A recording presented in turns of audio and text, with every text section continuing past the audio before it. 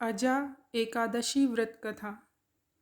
अर्जुन ने कहा, हे पुंडरीकाक्ष, भगवान श्री कृष्ण, आप मुझे कृपा करके भाद्रपद माह के कृष्ण पक्ष की एकादशी के विषय में बताइए। इस एकादशी का क्या नाम है तथा इसके व्रत करने का क्या विधान है। इसका व्रत करने से किस फल की प्राप्ति होती है।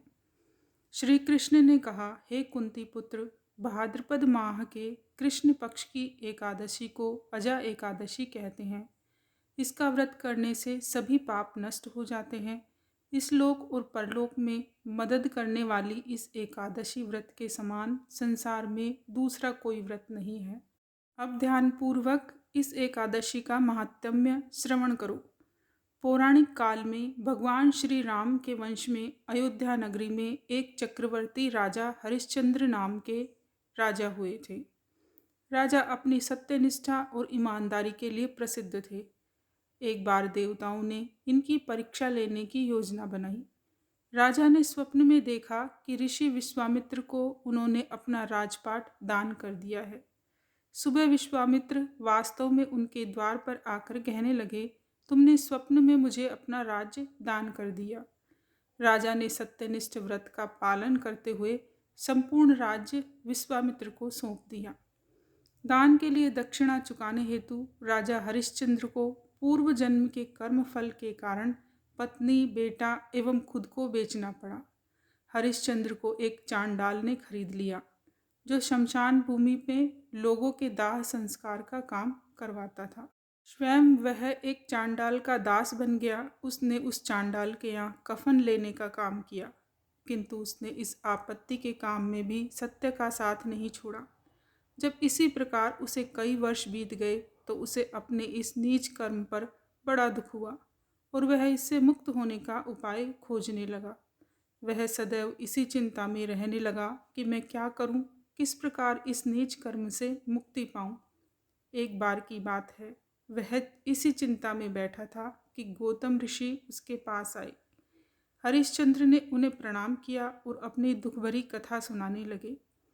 राजा हरिश्चंद्र की दुखभरी कहानी सुनकर महर्षि गौतम भी अत्यंत दुखी हुए और उन्होंने राजा से कहा, हे राजन, भादो माह के कृष्ण पक्ष की एकादशी का नाम अजा है।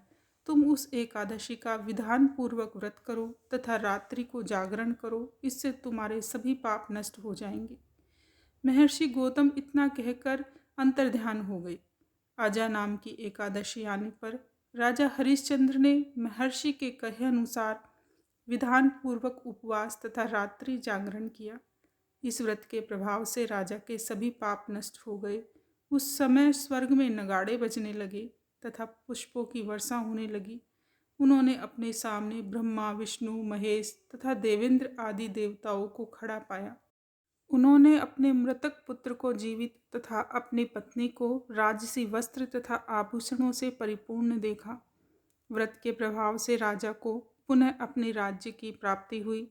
वास्तव में एक ऋषि ने राजा की परीक्षा लेने के लिए यह सब कौतुक किया था, परंतु अजा एकादशी के व्रत के प्रभाव से ऋषि द्वारा रची गई सारी माया समाप्त हो गई और अंत समय में हरिश्चंद्र अपने परिवार सहित स्वर्गलोक को गया। हे राजन, यह सब अजा एकादशी के व्रत का प्रभाव था। जो मनुष्य इस उपवास को विधान पूर्वक करते हैं तथा रात्रि जागरण करते हैं, उनके सभी पाप नष्ट हो जाते हैं और अंत में वे स्वर्ग को प्राप्त करते हैं। इस एकादशी व्रत की कथा के श्रवण मात्र से ही अश्वमेघ यज्ञ के फल की प्राप्ति हो जाती है। बोलिए भगवान कृष्ण की जय।